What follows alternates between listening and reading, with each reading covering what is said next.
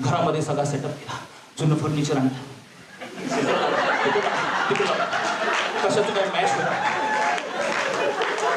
कशाचं काय मॅच होईल, पण तरी पण म्हटले विसंगतीमध्ये सुद्धा मजा असते, कॉन्ट्रास्ट मॅच.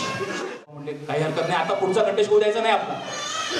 तेवढ्यात गणेश भाऊंची बायको, अहो तुम्ही मेडचं बघणार होतं, त्याचं काय.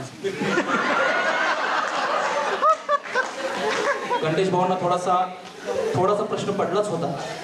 त्यांनी थोडीशी एन्क्वायरी केली आणि त्यांना कळालं की मेड मिळते, पण ती तासाला 15 ते 20 पाऊंड घेते.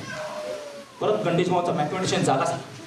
15 गुणिले 8 120 गुणिले महिन्याचे 30, तिचा पगार झाला 3600 आणि गणेश भाऊंचा पगार 3700.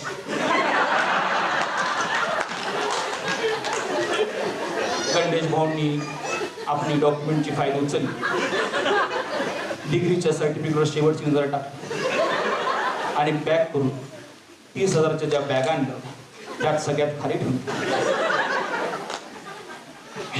गणेश भाऊंना आता दुसरा पर्याय शोधणं गरजेचं. गणेश भाऊंच्या डोक्यात सोपी कल्पना आली.